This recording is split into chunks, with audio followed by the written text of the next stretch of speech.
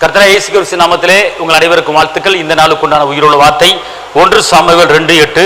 கர்த்தர் சிறியவனை புழுதிலிருந்து எடுத்து எளியவனை குப்பையிலிருந்து உயர்த்துகிற தேவர். அல்லேலூயா. சிறியவனை, அதாவது புழுதிலிருந்து எடுத்து எளியவனை குப்பையிலிருந்து உயர்த்துகிற தேவர். ஒரு அடிமட்டத்தில் இருக்கிற ஒரு நிலைமையில நீங்க இருக்கிறீங்களா? ஒரு வனாந்தரமான ஒரு வாழ்க்கையில இருக்கிற நிலைமையில நீங்க இருக்கீங்களா? அல்லது நடுக்கடல்ல திக்கற்ற புல்ல போல இருக்கிற நிலைமையில இருக்கிறீங்களா? அல்லது நடுக்காட்டுல வழி தெரியாமல் இருக்கிறீங்களா? கர்த்தர் சொல்றாரு, உங்களை நான் உயர்த்த போறேன், உங்களை நான் உயர்த்த போறேன். வனாந்தரத்திலே ஆகாரை உயர்த்தினவர், பரதேசி அலைஞ்ச ஆபிரகாமை உயர்த்தினவர்,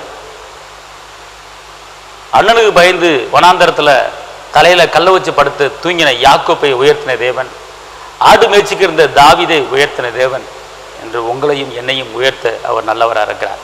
அதனால கர்த்தர் உங்களை புழுதிலிருந்து தூக்கி எடுத்து ராஜாக்களோடும் பிரபுக்களோடும் அமர வைக்க போறாரு.